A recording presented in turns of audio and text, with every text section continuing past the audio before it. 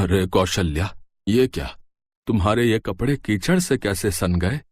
जी बाजार से सब्जी लेकर आ रही थी तो पैर फिसल गया और कीचड़ में गिर गई और मेरे पैर में भी थोड़ी मोच आ गई। अब कब तक यूं बुढ़ापे तक काम करोगी कौशल्या? मुझे लगता है अब हमें अपने बेटे राजेश की शादी कर देनी चाहिए। मैं भी कब से यही सोच रही हूँ जी, लेकिन आप ही बताइए, हमारी इस गरीब कुटिया में कौन ही लड़की आना चाहेगी? भगवान है ना, भगवान पर भरोसा रखो, कोई ना कोई लड़की तो मिल ही जाएगी। अपने बेटे राजेश से बात करके अब कौशल्या उसके लिए लड़की ढूंढना शुरू कर देती है।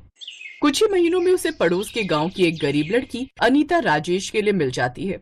वो उन दोनों की शादी करवा देती है। अनीता आते ही अपने ससुराल की जिम्मेदारी अच्छे से संभाल लेती है। एक रोज,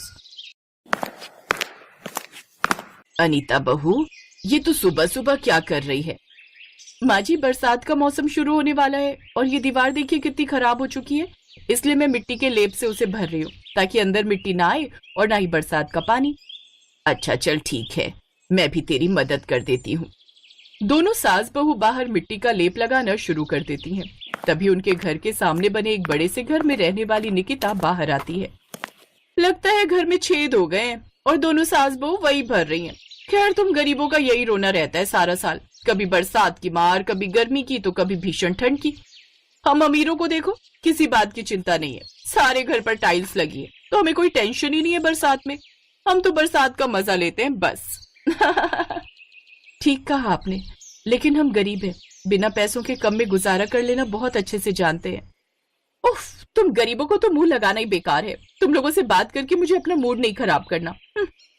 ये कहकर निकिता अपने घर में चली जाती है। फिर शाम को धीमी बारिश शुरू हो जाती है। अनीता का पति बारिश में भीगते हुए घर आता है। अरे, आप तो भीग गए हैं, जल्दी से कपड़े बदल लीजिए, नहीं तो ठंड लग जाएगी। अनीता उससे लगातार बोले जा रही थी, लेकिन राजेश तो जैसे कहीं और ही खोया हुआ था। सुनिए जी, सुनिए ना, क्या हुआ है आपको? अरे बेटा, क्या हुआ है? कुछ बोल, बहू के सवालों का जवाब दे।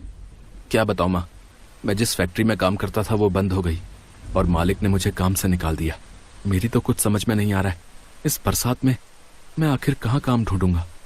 एक तो वैसे ही पैसों की इतनी तंगी है, घर में राशन भरवाने तक के पैसे नहीं है, ऊपर से ये छत की भी मरम्मत करवानी है। आप परेशान मत होइए, हम दोनों कल से काम ढूंढेंगे। दोनों मिलकर काम करेंगे तो आसान रहेगा। और फिलहाल घर में 4-5 दिन का राशन रखा हुआ है, तो थोड़ा काम चल जाएगा। मैं अभी आप सबके लिए खाना बना देती हूँ। अनीता चूल्हे की तरफ आग जलाने जाती है, लेकिन बरसात का पानी पड़ने के कारण लकड़ियां गीली हो गई थी, जिस कारण चूल्हा भी नहीं जल रहा था।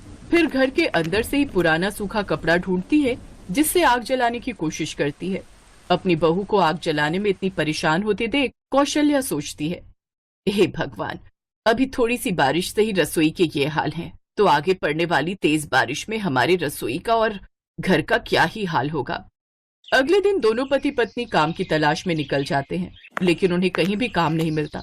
तभी निकिता के पति सूरज की नजर अनीता पर जाती है। अरे, आप तो वही है ना जो हमारे घर के सामने ही रहती है? आप यहाँ क्या कर रही हैं? जी, वो बात यह है कि मेरे पति की नौकरी चली गई है, इसलिए हम काम की तलाश में निकले हैं, लेकिन सुबह से मुझे कुछ भी काम नहीं मिला। ओह, तो ये बात है।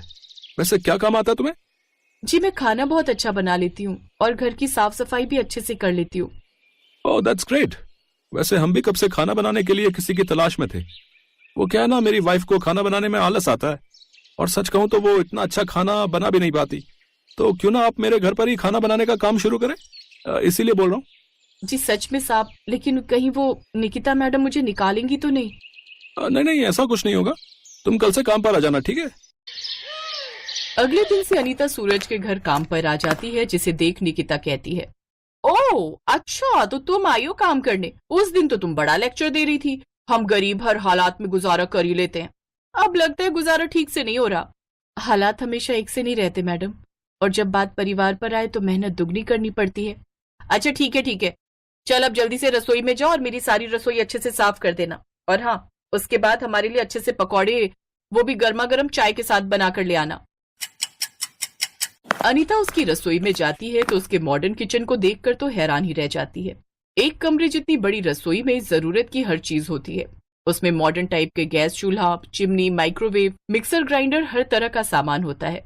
बाप रे बाप, हम गरीबों की रसोई में तो लकड़ियां, धुएं वाला चूल्हा और कुछ टूटे फूटे बर्तन ही होते हैं, लेकिन इन अमीरों की रसोई में कितना सारा सामान और सुंदर सुंदर बर्तन आते हैं, जिसमें कांच के अलग और स्टील के अलग। तभी वहां निकिता आ जाती है। अब खड़ी खड़ी देख क्या रही हो, जल्दी से काम पर लग जाओ। और हाँ, कुछ टूटा फूटा ना तो तुम्हारी तनख्वाह में से पैसे काट लूंगी।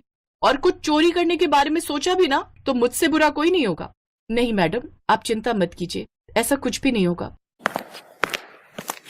अनीता जल्दी से रसोई साफ करती है, फिर सबके लिए गर्मा गर्म पकौड़े जैसे मिर्च, प्याज और आलू गोभी के पकौड़े तलकर तैयार कर लेती है।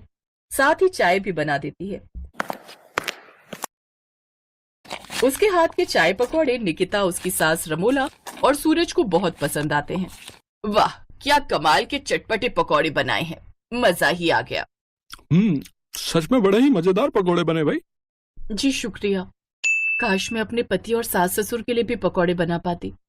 घर में आटा होता तो आटे के ही पकौड़े बना देती।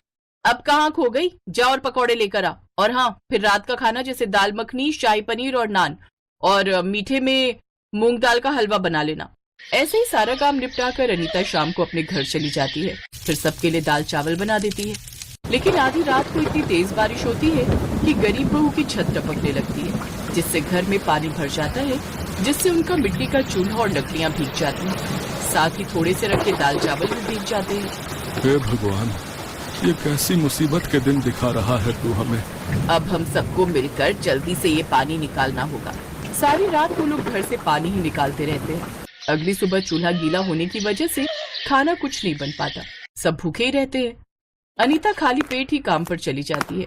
फिर वहां सबको अच्छे अच्छे पकवान बनाकर खिलाती है। काम खत्म करके अनीता अपनी सारी परेशानी निकिता को बताती है और उससे कुछ पैसे एडवांस में मांगती है। क्या कहा तुमने? एडवांस चाहिए? तुम गरीबों को ना इसीलिए काम पर रखने का दिल नहीं करता। 2 दिन हुए नहीं और तुमने हाथ फैलाना शुरू कर दिया। अब तुम्हारी गरीब रसोई में पानी भर गया तो मैं क्या करूं? अरे बहू, क्यों इतना गुस्सा हो रही है? दे दो उसे एडवांस, वो अपनी मेहनत की कमाई ही तो मांग रही है। नहीं माँ जी, आज दे दिया तो ये उसका हर महीने का ही रहेगा। अच्छे से जानती हूँ इन गरीबों की आदत, अब जा यहाँ से। अनीता उदास मन से घर आ जाती है और अपने परिवार के साथ एक कोने में भूखे पेट बैठ जाती है, क्योंकि घर में अभी भी पानी टपक रहा था। ऐसे ही कुछ देर बाद निकिता का पिज्जा खाने का मन करता है, तो वो माइक्रोवेव में पिज्जा बनाने लगती है। उसके घर में कोई नहीं था, लेकिन तभी अचानक माइक्रोवेव में ब्लास्ट हो जाता है। वो आवाज सुनकर अनीता जल्दी से उसके घर जाती है और देखती है कि निकिता करंट की चपेट में आ गई है। हे भगवान, मैडम तो करंट से बेहोश हो गई हैं।